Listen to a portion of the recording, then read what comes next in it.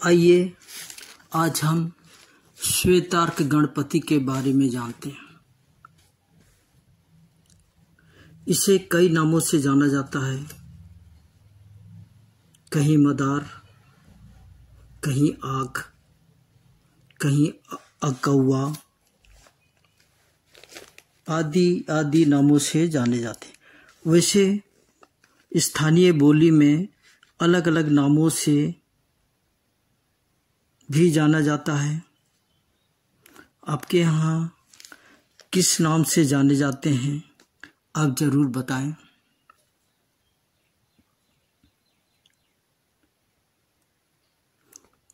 वैसे मदार, आग दो प्रकार से पाए जाते हैं। एक बैंगनी कलर वाला मदार, इसे कृष्ण मदार या काला मदार कहते हैं, और दूसरा है श्वेतार्क मदार यानी सफेद मदार, इसे ही श्वेतार्क कहते हैं। इसके फूल सफेद होते हैं, इसलिए इसे श्वेतार्क कहते हैं, यानी कि श्वेत सफेद, आग मदार, श्वेतार्क मदार, सफेद मदार। तांत्रिक जगत में इसके मूल का विशेष महत्व है। इसके मूल विशेष उपयोगी होते हैं। इसके मूल को ही श्वेतार्क गणपति पाए जाते हैं। जिन श्वेतार्क पौधे की उम्र 20-25 साल के पुराने पौधे होते हैं, उसके जड़ में गणपति पाए जाते हैं। इसे ही श्वेतार्क गणपति के नाम से जाना जाता है। इसे प्राप्त करने के लिए विशेष अवसरों में इसकी उपयोगिता बढ़ जाती है। विशेषकर पुष्य नक्षत्र योग में, गुरु पुष्य नक्षत्र हो चाहे रवि पुष्य नक्षत्र हो, ये दोनों शुभ अवसरों के लिए लोग साल साल भर इंतजार करते रहते हैं। गुरु पुष्य नक्षत्र हो या रवि पुष्य नक्षत्र, इसको निकालने से पहले आमंत्रित किया जाता है। जिस दिन गुरु पुष्य नक्षत्र हो या रवि पुष्य नक्षत्र हो, उसके एक दिन पहले श्वेतार्क पौधे के पास जावें और श्वेतार्क पौधे में कुछ चावल छींटें, मौली बांधें और धूप जलाएं, दीपक जलाएं और कहें कि हे दिव्य पौधे, मैं इसी समय आपको अमुक कार्य के लिए लेने आऊँगा। अमुक कार्य की जगह कार्य बोलें जिस कार्य के लिए आप श्वेतार्क ले जा रहे हैं,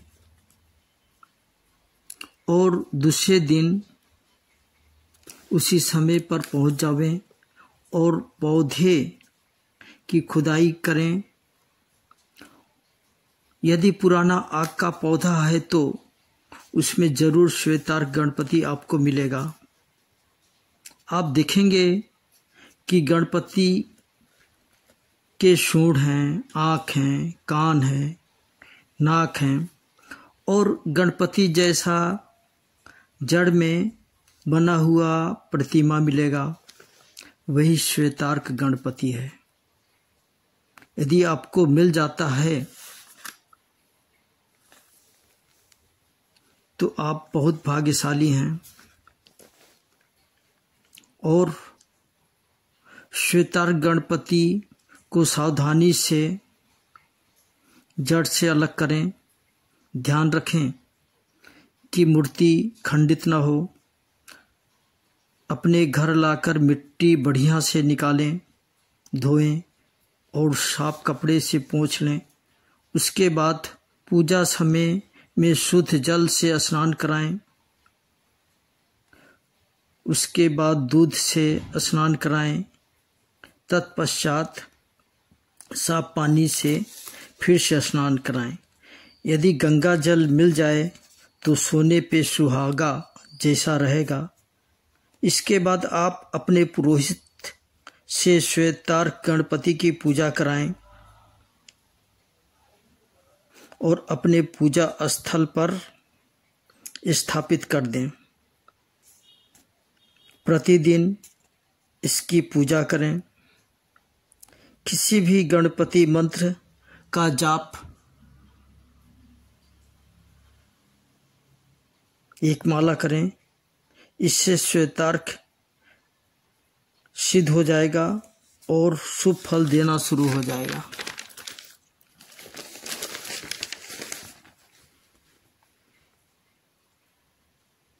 यदि आपको श्वेतार्क गणपति किसी कारणवश नहीं मिल पाता है, कई जगहों पे इसका मिलना बड़ा मुश्किल होता है, क्योंकि श्वेतार्क मदार मिलता ही नहीं है। हर जगह बैंगनी मदार ही मिलेगा।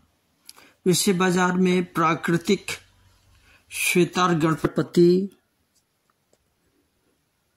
कब मिलते हैं?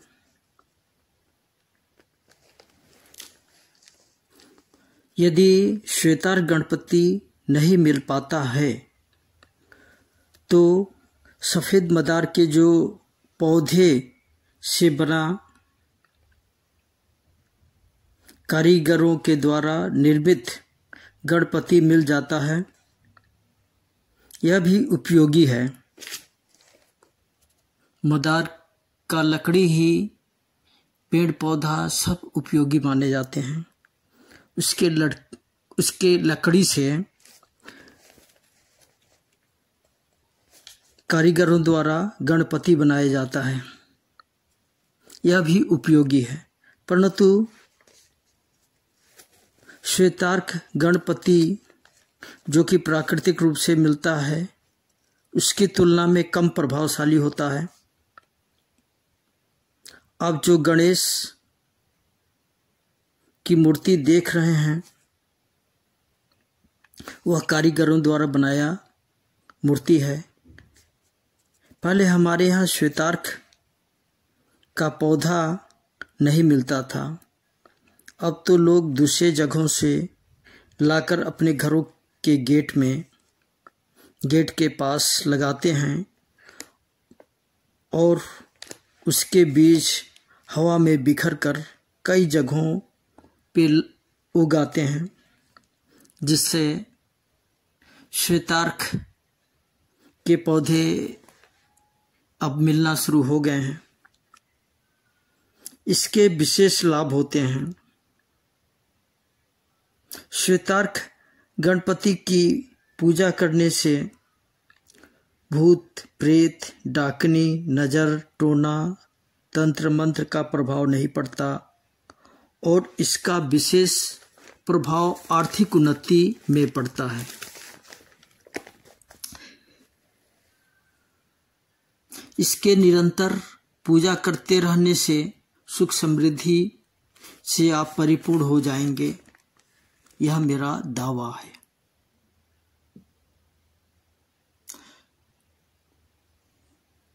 सुख समृद्धि तो साथ में बढ़ेगा ही, साथ में आपका बुद्धि का भी विकास होगा, क्योंकि गणेश भगवान बुद्धि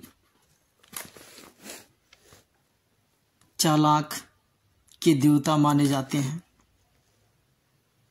और इसकी पूजा करेंगे तो इसका प्रभाव आपके ऊपर पड़ेगा और आप सुख समृद्धि से परिपूर्ण हो जाएंगे।